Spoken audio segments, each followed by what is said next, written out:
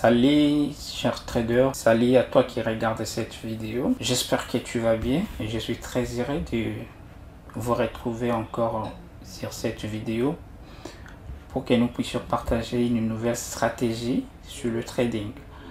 Alors, cette stratégie est basée sur deux indicateurs. Il s'agit de Bollinger Bands que vous voyez et puis on va ajouter un autre indicateur qu'on appelle CPR Trend. Donc, le principe est simple. Pour pouvoir utiliser cette stratégie, d'abord, vous devez commencer à avoir des signaux sur Bollinger Bands. Moi, j'utilise Bollinger Bands toujours période de 50. Donc, pour moi, c'est la meilleure période et je sais pourquoi j'ai choisi cette période. Alors, pour maintenant associer Bollinger Bands avec CPR Trend, la première des choses, c'est d'avoir un signal avec Bollinger Bands. Et puis le deuxième, c'est d'avoir un signal avec CPR Trend. Donc vous pourrez faire des entrées.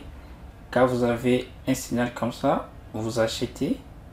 Quand vous avez un signal comme ça, vous achetez. Les signaux de Bollinger Bands, ça vient dans les endroits où les prix débordent. Le prix sort de cette zone. Ici, nous avons la bande inférieure. Donc le prix est baissé, le prix est sorti de la bande inférieure et du coup lorsque le prix rentre à l'intérieur, notre point d'entrée doit être là. Donc nous achetons à partir de là pour mettre notre stop loss ici et le prix évolue à la hausse. Ici le prix est sorti, nous avons dérégé ici, c'est un très bon signal d'achat et voilà, maintenant ça fait déjà 2h30 que le prix évolue. Donc voilà un peu une explication brève sur Bollinger Bands. Alors nous allons ajouter CPR Trend pour faire la combinaison. Alors nous avons des paramètres de CPR Trend. Alors quand on est sur un gros time frame, nous devons changer le paramètre. Quand nous sommes sur un petit time frame, nous changeons sur le paramètre. Comme nous sommes en H1, nous allons mettre les paramètres. Nous laissons à terre en 10. Nous changeons juste là en bas. On met 1.6. C'est seulement là qu'on va changer. On laisse 10 comme ça. Voilà. On laisse 10 comme ça. Vous voyez que ici le prix a débordé en dehors de la bande Bollinger et après la clôture de cette bougie, là nous sommes hors de la bande Bollinger, nous avons déjà un signal d'achat. Donc Bollinger, si nous attendons que le prix rentre à l'intérieur, nous devrions prendre un trade à partir de là. On devrait prendre un trade à partir de là. Mais avec CPR Trend, voilà, notre entrée c'est à ce niveau là. Donc CPR Trend nous a donné un signal bien avant avec les paramètres de 1.6 et puis le prix monte, on gagne et le prix vient ici. Nous, après la clôture de cette bougie, nous avons une autre entrée et puis le prix baisse tellement fort. Donc à partir de là jusqu'ici, voilà, donc le prix est sorti.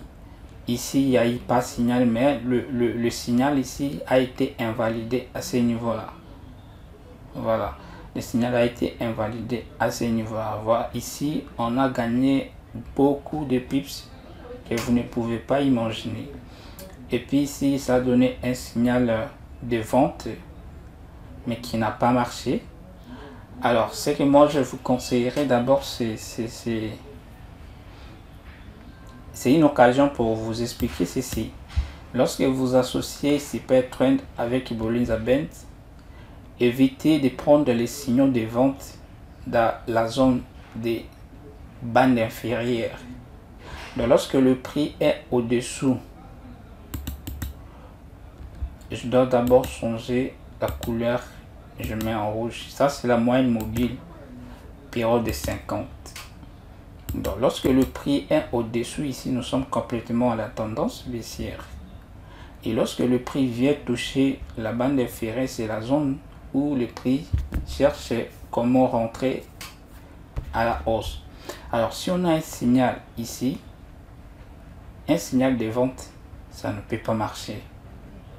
Si on a un signal de vente au niveau de la bande inférieure, il ne faut pas prendre ça. Donc prenez des signaux d'achat ici et prenez des signaux de vente ici. Donc sur la bande supérieure, c'est le signal de vente, et sur la bande inférieure, ce sont des signaux d'achat.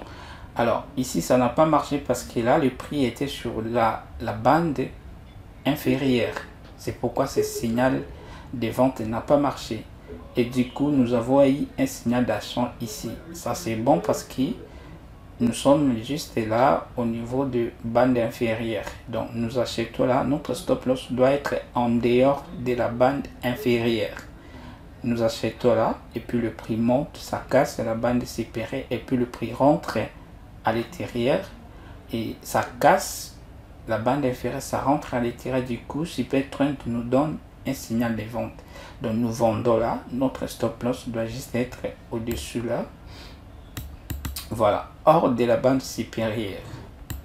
Notre stop loss doit être hors de la bande supérieure. Puis le prix baisse, on gagne ses trades. Et puis le prix fait une correction. Ça vient invalider ce signal.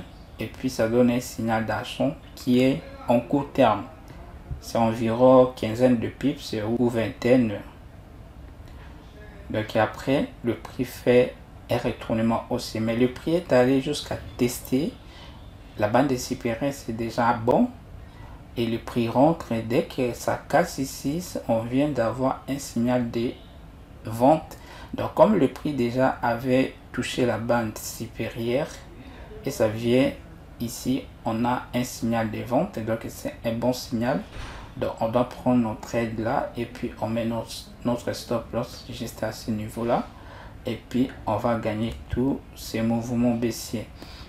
Et arrivé ici, le prix, tous ces moments ici, le prix est marché en dehors de la bande inférieure.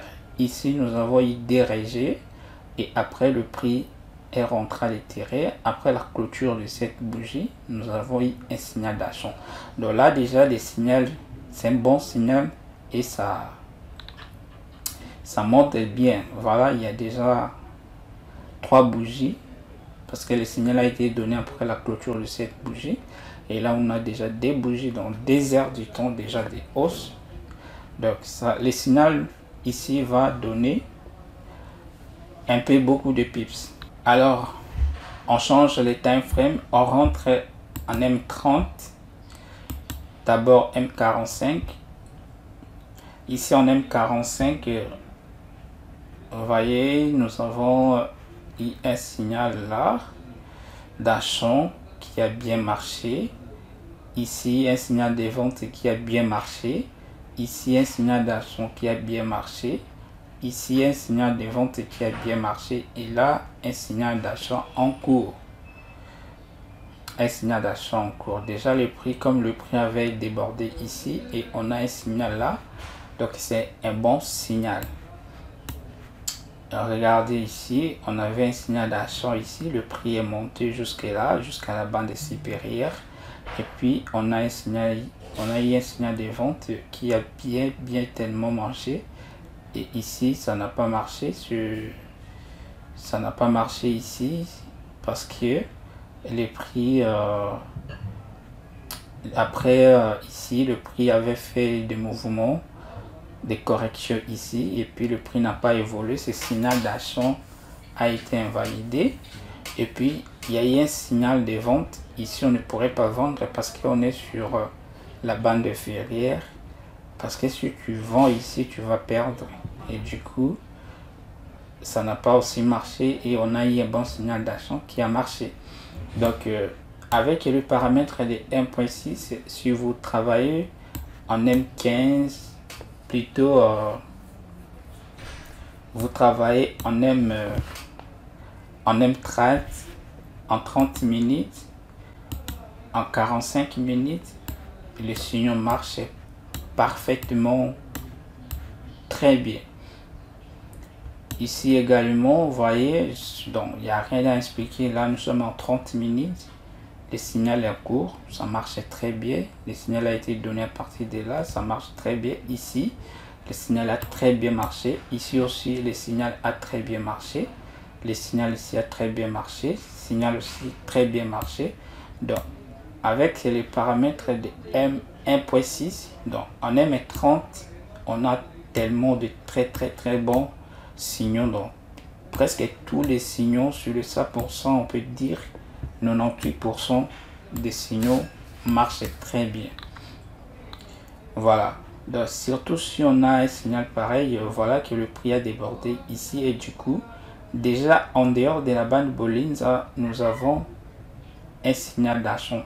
Donc, c'est très beau signal. Donc, vous prenez votre trade là, le stop loss. Donc, les risques est très minime. On a un petit risque, mais la probabilité de gagner est tellement gros. Voilà que vous prenez des trades là, votre stop loss là, mais lorsque vous gagnez, regardez, vous risquez peut-être 15 à 20 pips, mais lorsque vous gagnez plus de 80 à 100 pips. Donc, on aime traiter beaucoup de signaux sont ratables. Sur le 100%, on peut évaluer jusqu'à 95% des signaux marchent très bien. Donc, si vous voulez faire votre trade journalier, vous restez en M30, vous restez en M45 et puis vous allez vous faire tellement beaucoup d'argent. Alors, on peut descendre sur M5. Alors, M5, c'est un petit time frame, vous comprenez, avec le paramètre de 1.6 sur le petit time frame tel que M5, ça ne peut pas marcher. Donc, vous entrez, du coup, un retournement, vous entrez, du coup, un retournement, donc vous gagnez P. Vous comprenez? Vous gagnez tellement P. Alors, si vous êtes en M5, il suffit seulement de rentrer sur le paramètre par défaut. Donc vous utilisez c'est peut-être par son paramètre défaut, par défaut. Voilà. Donc vous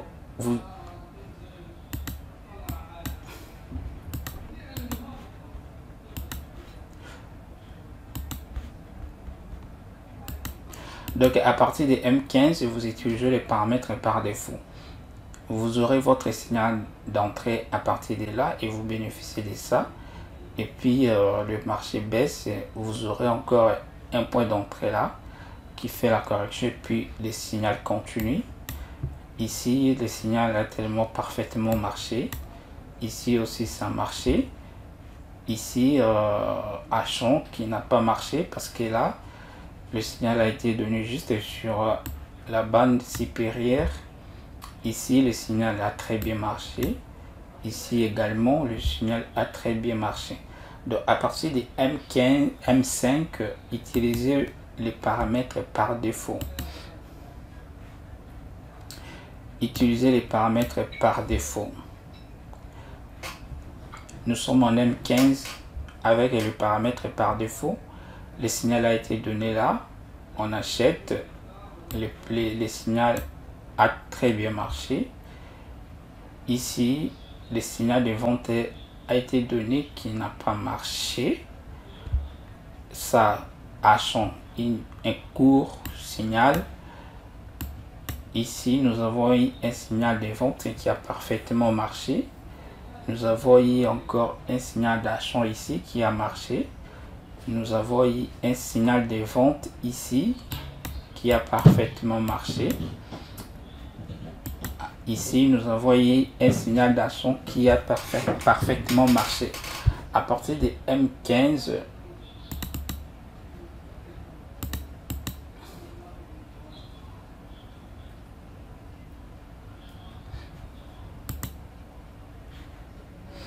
à partir de M15, si vous utilisez 1.6, vous aurez beaucoup de mauvais signaux. Donc M15, M5, utilisez les paramètres par défaut. Donc vous utilisez 10, 3, M15, M5. Donc à partir de M1 jusqu'à M15, utilisez les paramètres par défaut. Et à partir de M30,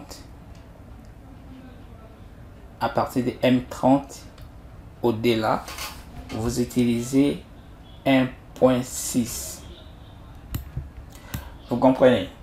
Alors, c'est un très bon indicateur. Donc lorsque le prix baisse, vous avez les nuages rouges comme ça, c'est-à-dire vous êtes encore dans la tendance, vous êtes encore dans les bons sens. Ça donne les nuages rouges comme ça, cette zone ici, c'est-à-dire que le signal est encore actif. Vous comprenez? Et là, on a eu un signal d'action, c'est cette bougie qui a invalidé la baisse. C'est cette bougie qui a invalidé. Après ça, il y a eu une correction. Et puis le prix continue la hausse. Nous avons eu... après ce signal, on devrait directement commencer à acheter à partir de là. Vous comprenez? Donc c'est comme ça, vous devez travailler avec Super Trend. C'est comme ça, vous devez travailler avec Super Trend. De M1 jusqu'à M15, utilisez les paramètres par défaut. De M30, M45, H1 et au-delà, utilisez 1.6. Voilà en bref ce que je pourrais vous montrer. Il faut toujours tester la stratégie sur vos comptes démo et vous allez vous faire des très bons résultats.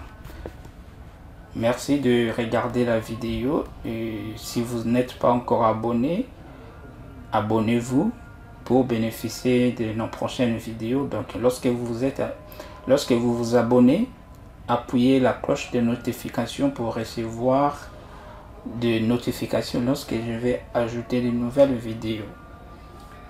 Merci et on se voit très prochainement sur une nouvelle vidéo. Quant à moi, je vous dis au revoir.